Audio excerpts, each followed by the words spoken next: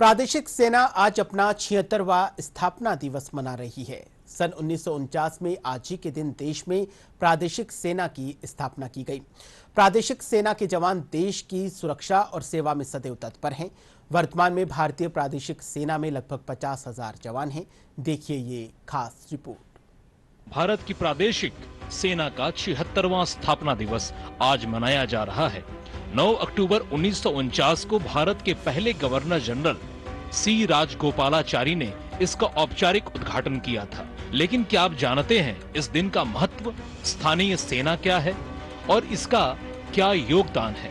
आइए जानते हैं। भारतीय प्रादेशिक सेना को टेरियर्स भी कहा जाता है। इसे नियमित सेना के बाद राष्ट्र की दूसरी पंक्ति की रक्षा माना जाता है।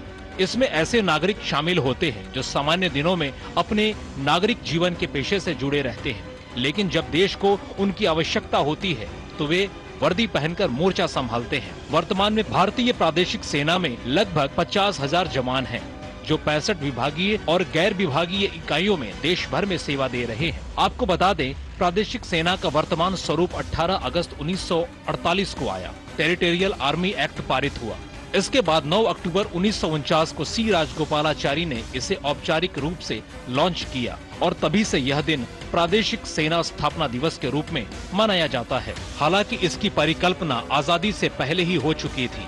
27 अगस्त 1920 को भारतीय लेजिस्लेटिव काउंसिल में भारत में सेना के कमांडर इन चीफ के पद पर रहने वाले सर चार्ल्स मोनरो ने एक विधेयक पेश किया था।